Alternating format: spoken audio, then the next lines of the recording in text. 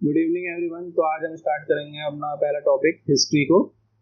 History को पढ़ने से पहले हम ये जान लेते हैं कि हिस्ट्री है क्या। तो जो हमारे पास्ट में जो भी इंसिडेंट हुए हैं, अगर हम उस पास्ट की इंसिडेंट की अगर हम स्टडी करेंगे तो उसको हम हिस्ट्री कहलाएंगे। अब हिस्ट्री को on the basis of evidence, जो हमको एविडेंस मिले हैं, अगर उस बेसिस पर हम हिस्ट्री को डिवाइड करना चाहते हैं तो उसको हम तीन पार्ट में डिवाइड कर सकते हैं। अब वो तीन पार्ट कौन कौन से? तो पहला पार्ट आ रहा है आपका प्री हिस्ट्री, दूसरा पार्ट आता है आपका प्रोटो हिस्ट्री और लास्ट पार्ट आता है आपका हिस्ट्री। अब क्वेश्चन ये आता है कि प्रोटो हिस्ट्री, हिस्ट्री और प्री हिस्ट्री है क्या, तो इनके बारे में चर्चा करेंगे। तो पहला पॉइंट आता है हमारा प्री हिस्ट्री। प्री हिस्ट्री क्या है? तो प्री हिस्ट्री है ऐसी हिस्ट्री जहां पर आपको कोई भी रिटन टेक्स्ट नहीं मिलता, तो उस हिस्ट्री उसको हम प्री हिस्ट्री कहेंगे। प्री हिस्ट्री क्या है? जहां पर आपको कोई भी रिटन एविडेंस नहीं मिलेगा, उसको हम प्री हिस्ट्री कहेंगे। और प्रोटो हिस्ट्री उसे कहेंगे जहां पर रिटन एविडेंस तो मिलता है पर वो डिसाइफर नहीं होता। जैसे यहाँ पर लिखा है प्री हिस्ट्री। प्री हिस्ट्री क्या है? जहाँ पर कोई भी रिटन एविडेंस नहीं है। तो ऐसी टाइमलाइन या ऐसे पीरियड को हम क्या कहेंगे? प्री हिस्टोरिक के अंदर आता है। प्रोटो हिस्टोरिक के अंदर वो आएगा जहाँ पर रिटन एविडेंस है। ये नहीं कहेंगे रिटन एविडेंस एक तो प्रॉपर लैंग्वेज में नहीं है, बस हम डिसाइफर नहीं कर पा रहे। डिसाइफर करके उसको हम हमने पढ़ने योग्य नहीं माना पा रहे। या फिर वो किन दो फॉर्म में प्रेजेंट होता है? एक तो पिक्चर के फॉर्म में प्रेजेंट होगा, ठीक है, पिक्चर के फॉर्म में प्रेजेंट हो सकता है, या फिर कोई भी ऐसे सिंबलाइज के फॉर्म में प्रेजेंट हो सकता है। तो उस तरह की जो भी आपको एविडेंस मिलेंगे तो वो हमारे प्रोटो हिस्ट्री के अंदर आता है। अब आता है हिस्ट्री के अंदर क्या आता है? तो हिस्ट्री के अंदर वो चीज आएगी जिसमें आपको आपका proper well organise return form में आपको डॉक्यूमेंट मिलते हैं। जो भी proper well organise return form में जो डॉक्यूमेंट मिलते हैं वो आपकी हिस्ट्री के अंदर आते हैं। अब इन्हीं डॉक्यूमेंट को हम क्लासिफाई करना चाहते हैं, तो इन्हीं डॉक्यूमेंट को हम तीन पार्ट में क्लासिफाई करते हैं। अब वो कौन कौन से क्लासिफाई हैं? वो पहला आता है आपका एशियंट हिस्ट्री, दूसरा आता है आपका मिडिवल हिस्ट्री और तीसरा आता है आपका मॉडर्न हिस्ट्री। ठीक है, तो एशियंट हिस्ट्री की बात करें तो इसकी जो टाइम लाइन कंसिडर की जाती है वो earliest to 7th century AD consider की जाती है। और दूसरी बात करें मिडिवल हिस्ट्री की, तो मिडिवल हिस्ट्री की टाइम लाइन अगर हम बात करना चाहें तो मिडिवल हिस्ट्री की टाइम लाइन कंसिडर की जाती है 8th सेंचुरी से लेकर 18th सेंचुरी एडी तक। और इसका जो मिडिवल हिस्ट्री को जो स्टार्ट मानते हैं, जिसका पीरियड स्टार्ट हुआ था, वो जो पहला इस्लामिक इन्वेजन हुआ था इंडिया में, तो वहां से इसका स्टार्ट मानते हैं। और लास्ट की हम बात करें मॉडर्न हिस्ट्री का जो स्टार्ट मानते हैं वो 18th सेंचुरी से लेकर 18th सेंचुरी एडी से स्टार्ट मानते हैं। और इसका जो टाइमलाइन मानते हैं, जो पीरियड स्टार्ट हुआ है, वो कहते हैं जब ब्रिटिश रूल स्टार्ट हुआ था। ब्रिटिश रूल जब इंडिया में स्टार्ट हुआ था तब से इसका मॉडर्न हिस्ट्री का टाइमलाइन कंसिडर की जाती है। ठीक है, तो हमने तीन पार्ट में हिस्ट्री को डिवाइड करा। कौन कौन से तीन पार्ट में? पहले तो हिस्ट्री मतलब होता है स्टडी ऑफ पास्ट। अब हमको रिटन एविडेंस मिला होता है, उसके बेसिस पे देखा जाए, अगर हमको एविडेंस जो है वो रिटन फॉर्म में मिला है, एविडेंस जो है हमको अगर रिटन फॉर्म में मिला है तो हम उसको हिस्ट्री के अंदर क्लासिफाई करेंगे। अगर हमें एविडेंस नॉन रिटन फॉर्म में एविडेंस मिले हैं तो उसको हम प्री हिस्ट्री के अंदर क्लासिफाई करेंगे। और अगर हमें एविडेंस मिले हैं, चाहे वो रिटन फॉर्म में है, चाहे वो पिक्चर के फॉर्म में हो, चाहे वो सिंबल्स के फॉर्म में हो, पर उसे हम डिसाइफर नहीं कर पा रहे, तो वो हमारा सीधे प्रोटो हिस्ट्री के अंदर आता है। ठीक है,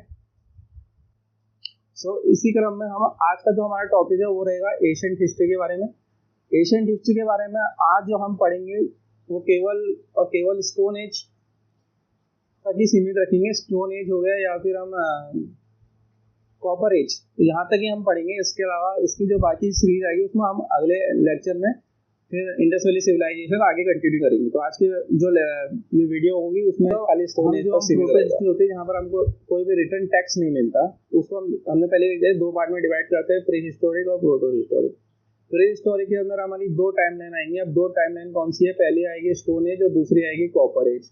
और जो प्रोटो हिस्टोरिक के अंदर आता है उसके अंदर एक टाइमलाइन आती है, ये पीरियड कह सकते हैं हम उसे, हम ये ब्रॉन्ज एज। और ये जितना भी आपके टोटल ये आपका टाइमलाइन दिखा है उसके अंदर, इसके अंदर हम कंसिडर करते हैं, इसके अंदर क्या कहते हैं, इसके अंदर जो भी हमको डाटा मिलता है या जो भी हमको एविडेंस मिलते हैं वो सारे के सारे एक्सक्यूवेशन के थ्रू मिलते हैं। खोज जो हमारे एक्सक्यूवेशन होते हैं उसके थ्रू जो डाटा मिलता है हम तब इसको इस पीरियड के अंदर रखते हैं। ठीक है, तो हम पहली पीरियड की बात करेंगे, दैट इज स्टोन एज की। हम इसके आगे बात करेंगे। स्टोन एज की बात करें तो स्टोन एज इसको हम मेजरली 3 पार्ट में डिवाइड करते हैं। तो पहला पार्ट जो है वो है आपका पैलियोलिथिक, दूसरा पार्ट जो आता है आपका मेसोलिथिक और तीसरा पार्ट आता है नियोलिथिक। इसके आगे हम एक एक करके इन सबको आगे पढ़ेंगे। पैलियोलिथिक के आगे पढ़ेंगे, मेसोलिथिक और नियोलिथिक को हम एक एक करके आगे पढ़ेंगे।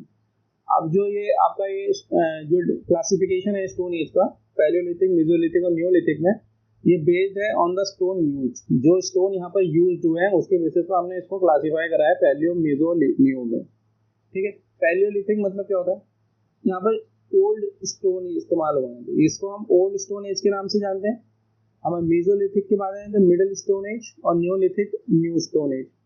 अब इसकी जो टाइम पीरियड है, इसका जो टाइम पीरियड कंसीडर किया जाता है 5 लाख से लेकर 10,000 BC तक इसका टाइम पीरियड कंसीडर किया जाता है। मेसोलिथिक का टाइम पीरियड की बात करें तो 9,000 से लेकर 7,000 BC तक टाइम पीरियड कंसीडर किया जाता है। नियोलिथिक की बात करें तो 7,000 से लेकर 1,000 BC तक इसका टाइम पीरियड कंसीडर किया जाता है। ये जो भी आपका टाइम पीरियड हम दिखा रहे हैं ये आपका एसएससी एग्जाम के लिए कंसीडर किया जाता है। और यहाँ पर एक नोट करने वाली बात यह है कि जो यहाँ पर है, यहाँ पर एसएससी एग्जाम के लिए अलग टाइम पीरियड कंसीडर किया जाता है। मैं आपको यहाँ पर लिख देता हूँ। एसएससी इसको कंसीडर करता है 12,000 से लेकर आपका 10,000 तक, 12,000 से लेकर 10,000 BC तक इस एज को एसएससी अपना क्लासिफाई के दी। जो मेसोलिथिक पीरियड है वो इतने टाइमलाइन के पीरियड में है, ये बिफोर क्राइस्ट। ठीक हो गया। आगे बढ़ते हैं। अब बात करेंगे हम हमने नेक्स्ट टॉपिक की, दैट इज स्टोन एज के अंदर ही पहला period, that is Palaeolithic period के बारे में। अब पैलियोलिथिक पीरियड को भी हम 3 पार्ट में डिवाइड कर सकते हैं। एक आता है आपका अर्ली, लोअर अर्ली पैलियोलिथिक, दूसरा आता है मिडल और जो तीसरा आता है वो होता है अपर। इसमें भी अलग अलग आता है। अगर हम लोअर की बात करें तो इसका टाइमलाइन जो कंसीडर किया जाता है लोअर का, वो कंसीडर किया जाता है आपका अराउंड 5 लाख से अराउंड 50,000 BC तक इसका टाइम पीरियड कंसीडर किया जाता है। ठीक है, ये लोअर का कंसीडर किया जाता है। इसी से हम अपना इसको हम आइस एज की स्टार्टिंग मान सकते हैं। आइस एज स्टेज यहाँ से स्टार्ट हुआ था, आइस एज स्टेज। अब इसके अंदर कुछ हम साइट की बात करें जो अर्ली पीरियड के अंदर आती है, उसके अंदर आपकी जो मेजर साइट्स हैं उसमें जैसे पहला आएगा सोहन वैली। सोहन वैली जो साइट है ये आपको पंजाब में देखने को मिलती है। उसके बाद आपका जैसे पाटने इंपॉर्टेंट इसलिए क्योंकि यहाँ पर सबसे पहले जो ऑस्ट्रिच के एविडेंस फाउंड किए गए थे सबसे पहले यहाँ पर ही फाउंड किए थे पाटने में। पाटने आपका महाराष्ट्र में पड़ता है। उसके बाद एक आता है यहाँ पर पहलगाम कश्मीर में पड़ता है। एक आता है यहाँ पर हुंसी कर्नाटक में पड़ती है। क्या आता है हुंसी, मैंने यहाँ पर लिखा नहीं, मैं लिख देता हूँ। एक पीरियड आता है यहाँ पर हुंसी, HUNGSI, हुंसी ये कर्नाटक में पड़ती है। एक आता है डिडवाना साइड जो होती है वो आपकी राजस्थान की साइड है, ये राजस्थान में पड़ती है डिडवाना। तो जितने भी इंपॉर्टेंट साइट्स हैं आपकी लोअर पैलियोलिथिक पीरियड की वो हमने यहाँ पर दिखा दी। इसमें से जो मोस्ट इम्पॉर्टेंट कह सकते हैं या जो मोस्ट इम्पॉर्टेंट है वो ये है कि पाटने सबसे इम्पॉर्टेंट है क्योंकि यहाँ पर सबसे पहले ऑस्ट्रिच का एविडेंस यहाँ पर देखने को मिला था। ये महाराष्ट्र में देखने को मिलती है। अब दूसरी हम बात करें, दूसरी जो आपकी टाइमलाइन मिलती है इसके अंदर क्लासिफाई करिए वो है middle Palaeolithic period. Middle Palaeolithic का पीरियड का अगर हम टाइमलाइन की बात करें, इसकी टाइमलाइन है अराउंड ये 50,000 में खत्म हुआ था। तो 50,000 से ये स्टार्ट हुआ था और ये जाता है अराउंड 40,000 BC तक। 50,000 से स्टार्ट होके 40,000 BC तक इसका टाइमलाइन है। और जो इसका जो मेन पॉइंट है वो कि ये फ्लेक टेक्नोलॉजी पर बेस्ड। जो आपका मिडिल पैलियोलिथिक पीरियड है वहाँ पर एक जो फ्लेक टेक्नोलॉजी है वो इसके डिस्टिंग्विश फीचर है, क्या कहते हैं डिस्टिंग्विश फीचर है इसका, ये बेस्ड है आपकी फ्लेक टेक्नोलॉजी पर। अब बात करेंगे अपर पैलियोलिथिक की पीरियड की, तो ये जो थोड़ा सा एडवांस पैलियोलिथिक पीरियड इसको कंसीडर किया जाता है।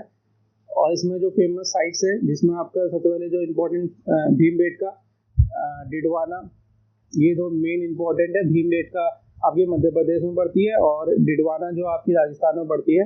ये दो मेन इम्पोर्टेंट साइट है और यहाँ पर ही सबसे पहले जो ह्यूमंस है वो केव्स और शेल्टर बना के उसमें रहना स्टार्ट कर दिया था। तो यहाँ पर केव और शेल्टर में जो लिविंग स्टार्ट हुई थी ह्यूमंस की, वो इसी पीरियड में, that is upper Palaeolithic period में स्टार्ट हुई थी। अगर हम इसका टाइमलाइन की बात करें तो इसकी टाइमलाइन अराउंड 40,000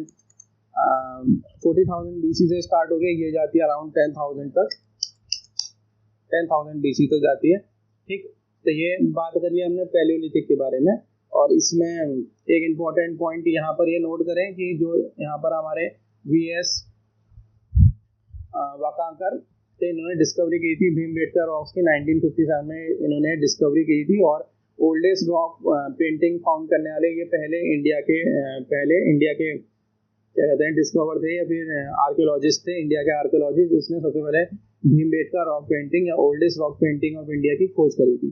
अगर हम बात करें वर्ल्ड की बात करें तो सबसे पहले रॉक पेंटिंग की खोज किसने करी इंडिया में? ये सबसे पहले इंडियन थे। ठीक है, और इंडिया में सबसे पहले किसने खोज करी थी अपनी रॉक पेंटिंग के बारे में? तो उसकी हम बात करें तो उसमें हम यहाँ पर लिख देता हूँ। तो उसकी बात करें तो उसमें है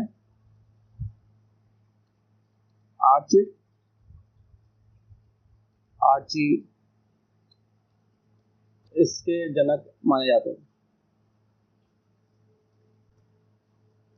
नाउ मूव करते हैं नेक्स्ट की तरफ। नेक्स्ट है हमारा आपका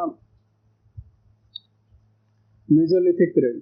मेसोलिथिक पीरियड की बात करें तो यहाँ पर ऐसे नाम क्या था मेसोलिथिक पीरियड पे, यहाँ पर जो स्टोन इस्तेमाल किए जाते हैं वो स्मॉल साइज के स्टोन होते हैं, मिडिल साइज के स्टोन यहाँ पर इस्तेमाल करने चालू करे गए थे मेसोलिथिक पीरियड में। तो इसका बेसिक मीन होता है लेट स्टोन एज भी हम कहते हैं, क्योंकि वो ओल्ड स्टोन एज के बाद जो स्टोन एज स्टार्ट हुआ था, तो इसे हम लेट स्टोन एज कहेंगे। और ये ट्रांजिशनल फेज है बिटवीन पैलियोलिथिक पीरियड और न्यूलिथिक पीरियड। पैलियोलिथिक पीरियड और न्यूलिथिक पीरियड के बीच में जो ट्रांजिशन फेज है उसको हम मेसोलिथिक पीरियड कहते हैं। अब इसका अगर हम टाइमलाइन की बात करें, किसकी टाइमलाइन की बात करें, मेसोलिथिक पीरियड की टाइमलाइन की बात करें, यहाँ पर लिख देते हैं। तो इसकी टाइमलाइन स्टार्ट हुई थी अराउंड 9,000 से लेकर 7,000 BC तक। ठीक है, बट यहाँ पर देखने वाली सोचने वाली बात यह है कि इसमें SSC जो कंसीडर करता है, SSC कंसीडर करता है 12,000 से लेकर अराउंड 10,000 BC तक। ये SSC आपके कंसीडर करता है। और यहाँ पर हम बात करें तो ये तो हमने बात कर ली कि इसका लेट स्टोन एज कहते हैं। इसका टाइम पीरियड आपने जो बुक्स में कंसीडर किया जाता है वो 9,000 से लेकर 7,000 BC तक कंसीडर किया जाता है। बट जो NCERT जो SSC हमने एग्जाम में कंसीडर करती है वो 12,000 से लेकर 10,000 BC तक कंसीडर करती हैं, ये देखा गया है। वैसे आप अभी याद रखें SSC की तरफ से तो 12,000 से लेकर 10,000 तक याद कर सकते हैं, इसमें ऑब्जेक्शन हम उठा सकते हैं। अब SSC का कोई भरोसा नहीं क्या कब वो क्या करे, तो अभी फिलहाल SSC ने ये कंसीडर किया है। अब यहाँ पर जो एक चीज़ और देखने को मिलती है, यहाँ पर आपको थोड़ा सा वार्मर क्लाइमेट देखने को मिलता है। यहाँ पर जो क्लाइमेट होता है पहले एज कंपेयर टू आपका पैलियोलिथिक पीरियड से यहाँ पर जो क्लाइमेट था थोड़ा वार्मर हो गया था। और यहाँ पर आपकी जो फ्लोरा और फूना की बात करें तो फ्लोरा फूना की भी मात्रा थोड़ी यहाँ पर इंक्रीज हो गई थी। ठीक है, तो ये आपका मेसोलिथिक पीरियड की हम बात कर रहे हैं। इसके अंदर जो आपका ज्योग्राफिकल डिस्ट्रीब्यूशन देखने को मिलता है, इसके अंदर कौन कौन सी साइट है मेसोलिथिक पीरियड की, तो वो देख लेते हैं। एक तो आपकी भीमबेटका हो गई, भीमबेटका इंपॉर्टेंट है। उसके बाद आपकी टूटिकोन हो गई जो आपकी साउथ इंडिया में पड़ती है, ये आपका शायद तमिलनाडु साइड में है। अहमदगढ़ मध्य प्रदेश में ये पड़ता है, अहमदगढ़। उसके बाद मांडो यूपी में, ये पूरा नाम है इसका चौपानी मांडो।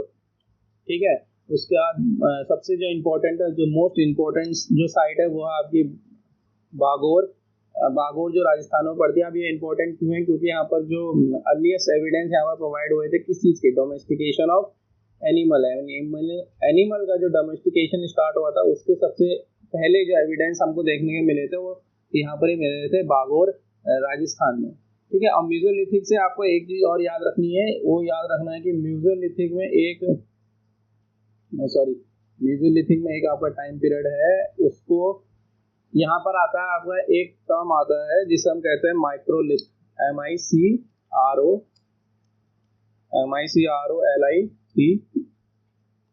माइक्रोलिथ। माइक्रोलिथ का मतलब ये होता है कि ये आपका एक तरह से क्या है, ये आपका एक तरह से डिस्टिंग्विश फीचर है मेसोलिथिक पीरियड का। यहाँ पर क्या होता है, यहाँ पर होता है आपका स्मॉल स्टोन यूज होते हैं, स्मॉल स्टोन। तो इसका मतलब ये हो गया स्मॉल स्टोन, बहुत छोटी मात्रा के स्मॉल स्टोन यहाँ पर यूज होते हैं। तो एक तरह का डिस्टिंग्विश फीचर है। जो भी आपको यहाँ पर हथियार इस टाइम के पीरियड के जो भी लोग बनाते थे, उनका जो पत्थर इस्तेमाल करते थे वो स्मॉल स्टोन यहाँ पर इस्तेमाल किया करते थे। ठीक हो गया। अब हम अगले बाद में टॉपिक में चलते हैं। अगला है आपका नियोलिथिक पीरियड, और ये आज की वीडियो का लास्ट टॉपिक होगा। नियोलिथिक पीरियड की बात करें तो इसमें जो पहला वर्ड है न्यू, न्यू का मतलब क्या होता है, न्यू, और लिथिक का मतलब होता है स्टोन। तो नियोलिथिक पीरियड क्या हो गया, वो पीरियड जहां पर हमने नए स्टोन इस्तेमाल करने स्टार्ट कर दिए थे। ठीक है। और जो ये नियोलिथिक पीरियड है, ये जो पीरियड कंसीडर किया जाता है, ये पॉलिश स्टोन का पीरियड भी कंसीडर किया जाता है। जो पॉलिश स्टोन यहाँ पर सबसे ज्यादा क्या कहते हैं देखने को मिलते हैं। तो एक तरह का ये इसका क्या हो गया, एक तरह का ये इसका डिस्टिंग्विश फीचर हो गया कि सबसे ज्यादा पॉलिश स्टोन कौन से पीरियड में आपको देखने को मिलते हैं, वो आपका पॉलिश स्टोन नियोलिथिक पीरियड में देखने को मिलते हैं। इसके साथ साथ यहाँ पर आपको कुछ और चीजें देखने को मिलती है, जैसे कि हम पहली बात करें फूड प्रोडक्शन। फूड प्रोडक्शन यहाँ पर बहुत देखने को मिलेगा। क्या फूड प्रोडक्शन, ये जो पहले दो पीरियड हमने बताए थे, दैट इज पैलियोलिथिक और मेसोलिथिक। यहाँ पर हंटिंग गैदरिंग स्टार्ट, तो हंटिंग गैदरिंग आप स्टार्ट हो गई थी, हंटिंग गैदरिंग आपकी स्टार्ट हो गई थी पैलियोलिथिक के अपर पैलियोलिथिक पीरियड में। हमने बताया कि वहाँ पर इंसान शेल्टर में रहने स्टार्ट हो गए थे, और उसके बाद हंटिंग और गैदरिंग आपकी मेसोलिथिक पीरियड में स्टार्ट हो गई थी। मेसोलिथिक पीरियड में सबसे ज्यादा मेन जो ह्यूमन का ऑक्यूपेशन था वो हंटिंग और गैदरिंग था। अब जैसे जैसे हम मेसोलिथिक से नियोलिथिक में शिफ्ट हुए, तो वहां पर आपका क्या स्टार्ट होने लग गया, तो यहाँ पर आपका फूड प्रोडक्शन स्टार्ट होने लग गया। मतलब यहाँ पे क्या होने लग गया, फूड प्रोडक्शन क्या हम अनुमान लगा सकते हैं, यहाँ पर एग्रीकल्चर प्रैक्टिस स्टार्ट होने लग गई थी। एग्रीकल्चर का जो प्रैक्टिस करने लगे थे, खेती बाड़ी यहाँ पर स्टार्ट हो गई थी। तो इसका जो प्राइम एग्जांपल देखने को मिलता है वो आपको यहाँ पर देखने को मिलेगा। इसकी फेमस साइट है मेहरगढ़। मेहरगढ़ जो बलूचिस्तान में पड़ता है, बलूचिस्तान पाकिस्तान में जो आपको ये साइट पड़ती है, तो ये बहुत इंपॉर्टेंट है, क्योंकि यहाँ पर सबसे अर्लीस्ट एविडेंस जो मिलते हैं किसके, इसके एविडेंस मिलेंगे, किसकी बात चल रही है यहाँ पर, खेती की बात चल रही है। तो खेती की जो सबसे अर्लीस्ट एविडेंस जो मिलते हैं आपको इसी साइड में मिलते हैं, मेहरगढ़ बलूचिस्तान में। इसके अलावा यहाँ पर क्या है, ओल्डेस्ट नियोलिथिक साइट है इंडियन सब कॉन्टिनेंट की सबसे पुरानी नियोलिथिक साइट है। उसके बाद यहाँ पर एविडेंस मिलेंगे आपको, हाउस के एविडेंस मिलते हैं, क्रॉप्स के मिलते हैं, क्रॉप में कल्टिवेशन यहाँ पर एग्रीकल्चर स्टार्ट हो गया था, तो क्रॉप का कल्टीवेशन होगा। जैसे बार्ली का कल्टीवेशन यहाँ पर होता है, कॉटन का स्टार्ट हो गया था, वीट का स्टार्ट हो गया था। तो ऐसी आपको यहाँ पर एग्जांपल मिलता है। इसके अलावा जो नियोलिथिक पीरियड की जो फेमस साइट है, उसमें कौन कौन सी आप देखने को मिलती है, उसमें जैसे आपको देखने को मिलती है कश्मीर वैली देखने को मिलती है। ठीक है, कश्मीर वैली हो गया। उसके बाद बिहार हो गया, बिहार का चिरांड जो है, वहाँ पर आपको बोन्स टूल्स देखने को मिलते हैं, बहुत मात्रा में बोन्स टूल है। कर्नाटक की कुछ साइट है यहाँ पर, कर्नाटक की साइट जैसे आपकी ब्रह्मगिरी हो गई, मस्की हो गई, तो ये इंपॉर्टेंट साइट्स है कर्नाटक की, जो कि नियोलिथिक पीरियड के अंदर आती है। इसके बाद एक असम की साइट है यहाँ पर, असम की एक साइट है, उसका नाम है दावजेली हांडिंग। मैं लिख देता हूँ यहाँ पर, असम की एक साइट आती है जिसका नाम है दावजेलिंग हांडिंग, ये आती है असम में, ASS असम। कौन सी साइट आती है, इसका नाम है आपका DAOJALI, दावजेलिंग हांडिंग। अब ये किस चीज के लिए फेमस है, ये जो आपकी फेमस है, किस चीज के लिए फेमस है वो बता देता हूँ। ये जो फेमस है वो है आपके लिए जेडाइट स्टोन। किसके लिए फेमस है, जेडाइट स्टोन। एक तरह का हल्का सा ग्रीनिश कलर का पत्थर होता है, ग्रीनिश कलर का जो पत्थर होता है उसे हम कहते हैं जेडाइट स्टोन। तो ये जो पीरियड है, ये जो आपकी साइट है जेडाइट स्टोन के लिए फेमस है। कौन सी, असम की दावजली जो साइट है आपकी नियोलिथिक पीरियड, वो जेडाइट स्टोन के लिए क्या है, फेमस है। उसके अलावा यहाँ पर देखने को मिलेगा उत्तर प्रदेश में आपको एक इलाहाबाद साइट्स मिलती है। इलाहाबाद में एविडेंस ऑफ राइस कल्टीवेशन आपको देखने को मिलता है। उसके बाद गारो हिल्स है मेघालय की, ठीक है। और ये टर्की टर्की की साइट है, वहाँ पर भी आपको इसके न्यूलिथिक पीरियड के साइट के अंदर कंसिडर किए जाते हैं। तो इसके आगे हम जितना भी इंडस वैली सिविलाइजेशन स्टार्ट करेंगे तो उसके अगले वीडियो में स्टार्ट करेंगे, अगली वीडियो आपको मिल जाएगी, इसी में हम प्लेलिस्ट तैयार कर देंगे तो उसमें आपको मिल जाएगी। ठीक है, चलिए थैंक यू। और डिस्क्रिप्शन में आपको जितना हमने आज पढ़ा उसका एक गूगल फॉर्म मिल जाएगा, तो उसमें जितना आपने आपकी नॉलेज आप उसमें टेस्ट कर सकते हैं। आपको एक गूगल फॉर्म मिलेगा जिसमें आपको 10 क्वेश्चन मल्टीपल चॉइस के क्वेश्चन मिलेंगे, तो उसको भी आप फिल करके अपनी जो जो आपने सीखा उसको चेक कर सकते हैं।